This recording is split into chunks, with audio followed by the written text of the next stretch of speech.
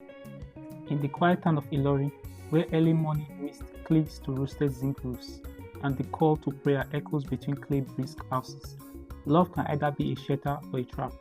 It was in this town that Maria met Farouk. She was a young tailor known for her gentle hands and kind smile, a struggling mechanic whose dream outpaced his reality. They met during a power outage, their paths crossed by candlelight and conversation, and in less than a year, their names were joined in union. But behind Farouk's shy smile hid a hunger not for love but for power. And while Mariam stitched together people's tall clothes, Farouk would stitch together a plan to trade her life for luxury.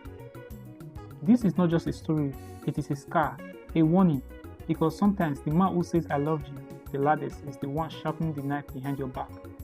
Marian had always dreamed of a simple life, a house filled with laughter, the smell of stews on Sunday, and the sound of children running through the compound.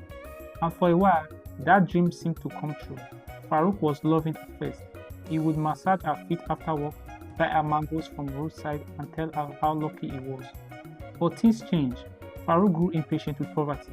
His mechanic shop barely earned enough to keep their lights on. He saw his mates buying cars, build house, traveling abroad, and each time Maria came home with just 1,000 naira from a tailoring hustle, he would ease and turn away. I am tired of suffering, he said one night, his voice heavy. We'll all be okay, Miriam replied, resting her head on his shoulder. But Farouk didn't want okay, he wanted everything. Then one night, under the influence of palm wine and jealousy, Farouk followed his friend, Musa, to a place in the forest, a small shrine hidden among the iroko trees. The Babalawo greeted him with red eyes and white chalk smeared across his face. You want money? The man asked. Farouk nodded. You must bring someone precious, he said, someone whose blood is pure, someone who trusts you. Farouk froze.